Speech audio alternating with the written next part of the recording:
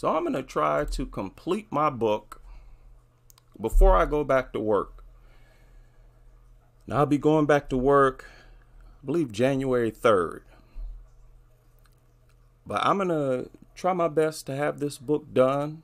If it's not done, it will be a good 90% done, because I am tired of this hanging around on my to-do list. And it will be short. It won't be a children's book, but I'm going to make a children's book out of it. Just make it a lot more simple. Change a few things here and there. But I need to leave written material on this earth, because things that are on the internet, they can disappear like nothing. Could wake up tomorrow and it's all gone. But books stay here. So books are important. They are very important. In this book, I'm going to deal with the basics. Safety hazard, the safety threat that dogs pose to society. I'm going to deal with the failure of these trainers and these behaviorists. Their failure to reduce or eliminate dog attacks. Of course, there's more trainers out now than there's ever been. There's more free information out now than there's ever been. And really, you don't need a trainer. Everything you need to know is available to you. The only thing people use trainers now for today is to work directly with their dog. But the information they're already aware of. But of course, they lie. These trainers, the behaviorists, they lie about the true cause of these attacks. And they always blame the kids. They always say it's always provoked. Attacks are never out the blue, all that kind of stuff. That has to be dealt with. The health hazard that dogs pose. Okay, different from safety hazard. Health hazard, you're talking about our water, our air, our food. Because remember, they said that dog owners contaminate the air at their job. Well, what if they work at a restaurant? What if they work at a bakery? In a kitchen? And they come from their home and they pile up into a kitchen. That means there's dander floating through the air in kitchens. So this dog saliva, urine, and excrement is all in your food. Now, I don't eat out. I do not eat out. But that stuff is all in people's food. Of course, you have a lot of these people don't even wash their hands. They start messing around with their dog. They don't wash their hands. They've contaminated our whole society and everything we use in society. That's another thing I probably have to include in there. How they contaminate everything in society. All of our door handles, our doorknobs, our buttons that we push at the grocery store or wherever. It's all nasty, all contaminated. The gas pump, never touch those things. Don't ever touch those things. Always have gloves on or something. Sanitize them or something. But that's a problem. The health hazard. How they contaminate food, water, air, and how they contract so many diseases or pass them on to humans. Already millions are documented. And a lot of people, they completely ignore the illnesses that we get from dogs. You notice they never publish articles about staying away from your dog because it's going to pass something on to you. Millions and millions every single year. Got to deal with that. Also, I'm going to deal with these false claims of benefits. That's primarily with these therapy dog organizations. Always talking about how beneficial dogs are. And it's always an exaggeration. It's always a gross exaggeration. And sometimes it's just outright false. Where the truth is, dogs actually ruin relationships. They ruin relationships between siblings, co-workers, lovers, parents and children. Real bad with parents and children. How every household that has a dog, where there's children, that is a home of abuse. That's an abusive home. 100%. Nothing but neglect and competition, where the nutters always project the dog as the most important thing in the home. That's very backwards. Very backwards. But I have to deal with that. Got to deal with these false claims of benefits, because this therapy dog movement that they have is extremely orchestrated. Every time you turn around, there's some new hospital, airport, doctor's office, something somewhere where they're bringing dogs into. And this is one of their ways of making sure that everybody is infected with whatever is going around among dogs. And this will always keep your health no greater than a nasty dog. Right? And I believe this is a big reason why so many of us have sinus problems, like real bad. So these therapy dog programs and organizations, they got to be called out. They're a permanent enemy to the population, and it's just so inconsiderate. Like I said, considering all the people who've been traumatized by dogs, attack victims and whatnot, and people who have medical conditions, allergies, xenophobia. And then I'm going to deal with how much better humans would be without dogs in our society. So I'm going to deal with how problematic they are. And then I'm going to talk about a wonderful world that we don't enjoy yet, that we need to strive for. If you have any ideas on some of the things that a book should include, I hope you share them with me. But this is something I want to get done. This is so important. I should have it completed already, to be honest. But I have a few days, and I'm going to try my best to make as much happen as possible in these few days. A lot of sick stuff going on. This surfaced a few days ago, talking about a therapy mutts being brought in to an airport. And on the front cover, right away, they can't wait to show the dog with kids licking some child in the face. It's so disgusting. Man, I can't believe people are so willing to let dogs lick their kids in the face. It's so nasty. And it infuriates me how nasty people are, how willing people are to be disgusting.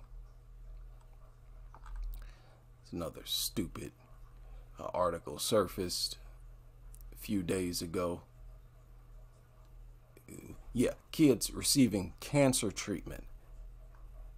And they tell you people with cancer have compromised immune systems.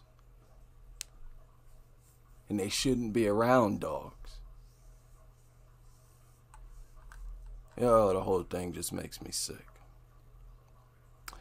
But there was another one where they brought a mutt up into a hospital somewhere. I'm telling you, people, if I'm ever old and I'm in a hospital somewhere, there better be some dog-free hospitals around here. These people are so nasty. Dogs are so nasty. And as a result, their owners are so nasty. We need a dog-free hospital. And that doesn't mean a hospital where dogs are not allowed inside. Of course it would mean that.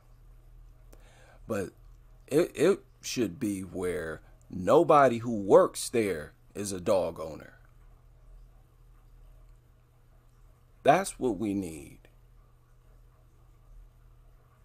Nobody who works in the hospital should own a dog. That almost defeats the purpose of being in a hospital. It's supposed to be a clean environment. It can't be a clean environment if there are dogs in there. No, and I mean, even if there were no dogs in there,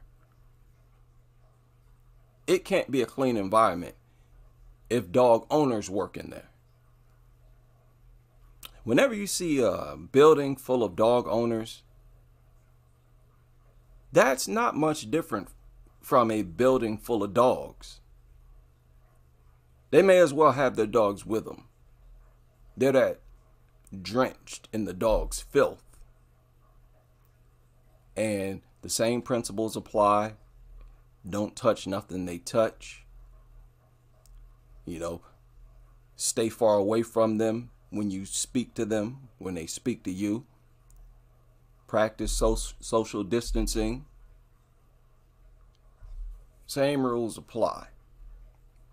If they're so toxic that they're kicking up clouds of dander when they come to work and the dog is not even with them,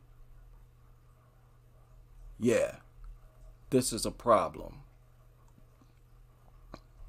These people, you know, somebody is going to win a heavy lawsuit. They're going to bring these therapy dogs into somewhere. Somebody's going to get sick. They're going to get attacked. They're going to get bitten and get a bad infection, probably develop sepsis. And somebody's going to get sued. And that's what it's going to take to stop these people. These people are just plumb out of their minds. And the inconsiderate behavior or nature of their culture is one of the easiest targets. It's very easy to call them out. They're very vulnerable in that area of being inconsiderate and violating people's health and their rights in general. You go to a public place, you shouldn't have to be subjected to allergies that you would otherwise avoid, that are unique, where you're not dealing with them unless you're around a dog. And these people coming up with every excuse in the book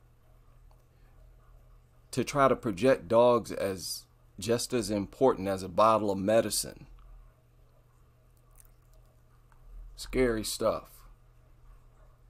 And then they show images, very gross, disgusting, weird, nutter images like this around every single corner. It just infuriates me.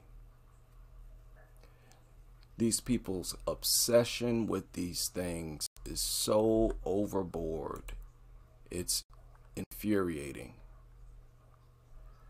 You know, you would think that a group of people's obsession would reach a point where even they would say, okay, this is too much.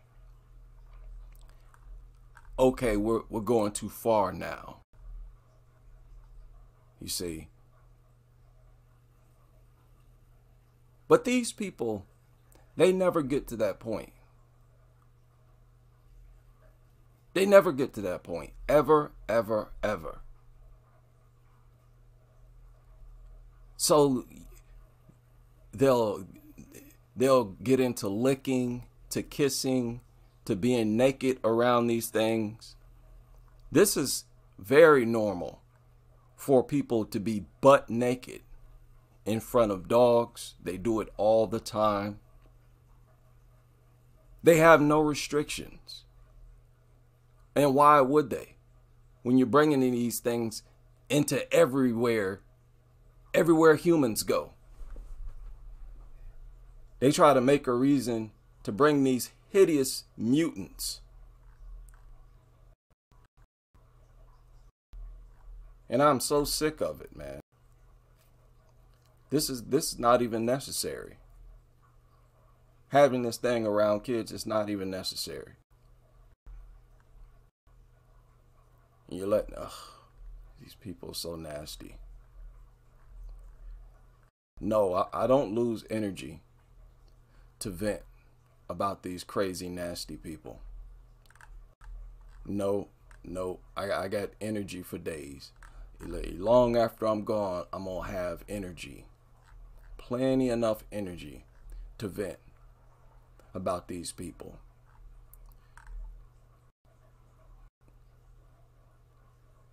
Yeah. So they go on and on, like they do with all these articles. They go on and on about how everybody loves dogs. Oh, everybody loves dogs. The dog went to the airport and everybody's faces lit up. No, not everybody's. Not everybody was touching these things. Some people walked away. And you simply didn't write about those people. Their thing is to treat us like we're invisible. Treat us like we're invisible. And, that's going to get them sued eventually. There are going to be a lot of people who are a lot more clever than I am, or than some of us are. And they're going to time it. They're going to play their cards just right. And they're going to get maybe more than one lawsuit out of one of these companies that have let dogs. I mean, you're talking about doctors' offices and stuff like that. These people got money. Yeah, I got asthma. My asthma was triggered by a dog in your office. Yeah, lawsuit.